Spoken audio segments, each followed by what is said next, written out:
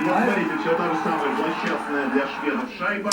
Вот еще раз, ну пока вы смотрите, я хочу уточнить по поводу статистики. Вот он, каменный цветок. Йокинен, там 0+1. Это имеется в виду, вернее 1+0. Это имеется в виду только этот матч. Только этот матч. Да, конечно. Вот у Эриксон, вот, там общая статистика, она немножко другая. Ну смотрим, видите, Гразмунд, он уже опустился на колено, думая, что защитник сборной Швеции будет бросать. И фактически он был уже отыгран. А здесь шайба спокойно дошла до адресата и дело техники, как говорится. 1-1 в этом матче ничего еще не ясно.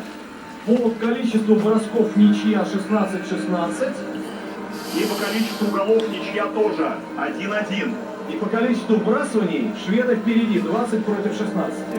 Но все это, опять же, это Даниэль Альфредсон. Опять крупным планом на ваших экранах, 11 номер Драконов. У него тоже